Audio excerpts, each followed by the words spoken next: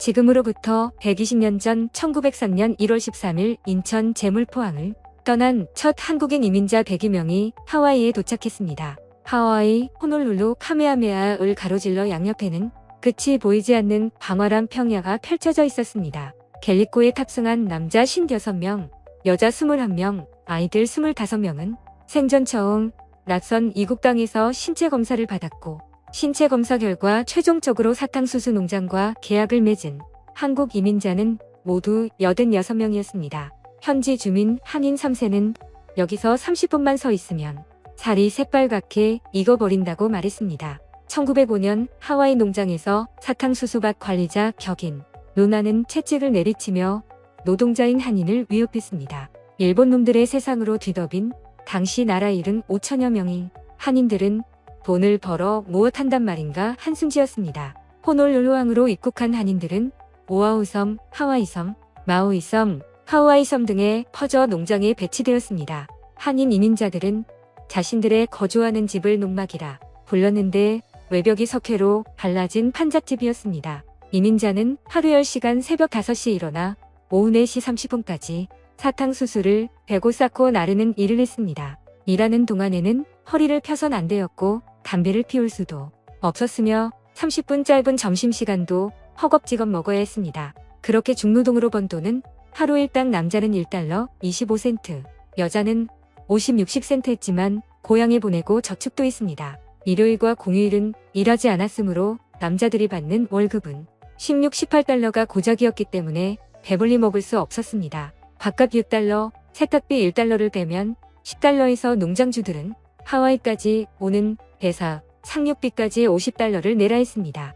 사실상 하와이 이주 2년 동안 한인 이민자들은 단 1달러도 손에 쥐어보지 못하고 노예로 지내야 했습니다. 경제적인 곤핍보다 더한 고통은 이곳 루나 관리자들의 욕과 채찍 등 정신적인 핍박과 황폐함이라고 말했습니다. 말이나 소나 일배 없는 취급 가운데 특히 농장주들은 생산성과 집단행동 등 위험을 고려해 2중 3중으로 감시했다고 합니다. 한인의 경우는 루나를 고용할 때도 말이 통하는 같은 민족이 아닌 독일인을 고용했고 2배, 3배 착취가 더했습니다. 한 농장에는 한국, 일본, 필리핀, 중국, 푸에르토리코 등이 섞여 있었고 이들을 위한 따뜻한 집과 음식은 없었습니다. 이들은 고국으로 다시 돌아갈 수도 없었고 한인들은 돌아갈 조국조차 없었습니다. 1905년은 한국의 외교권을 박탈하는 을사늑약이 맺어졌고 1910년은 한일 강제병합이란 음모가 진행되던 시기였습니다. 한인들은 결국 이곳 하와이에서 뿌리를 내리기로 결정했고 어느 민족보다도 강인한 정신력과 생명력을 발휘했습니다. 1909년 최초의 이민자들은 동포들의 권익보호를 위해 미주지역 한인단체를 통합해 국민회를 결성했습니다. 그리고 1905년 5월에는 대한인국민회로 이름을 바꾸고 조직을 확대 재편했습니다. 그 후 석 달 후 강제합병으로 대한민국 주권을 빼앗겼지만 독립자금을 마련해 모국에 어떻게든 전달하려 노력했습니다. 현재 남은 비석과 비문은 당시 독립자금 명부, 안중근의사, 병어인 비용 명부 등 한인들의 조국애를 보여주고 있습니다. 1905년 8월 8일 마지막 공식 이민이 끝나는 날까지 총 7,415명의 선조들이 64회에 걸쳐 이민을 떠났습니다. 특히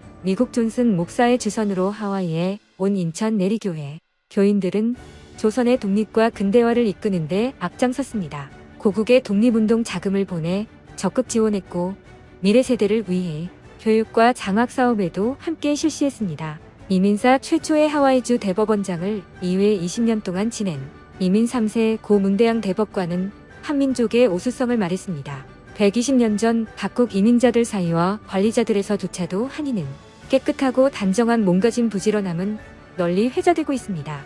우리는 할아버지 할머니에게 내려온 한국의 가족, 노동 등의 대한 가치를 배웠기에 오늘날 이 자리에 오를 수 있었습니다. 세계에서 한국처럼 전쟁을 겪고도 빠르게 성장한 나라는 없습니다. 이렇게 경제적으로 발전한 나라가 자랑스럽습니다. 아무리 어렵고 힘들어도 다시 일어나는 법을 기억해야 합니다. 1세대 그 최초의 기억을 우리의 미래 세대에게 전해야 합니다.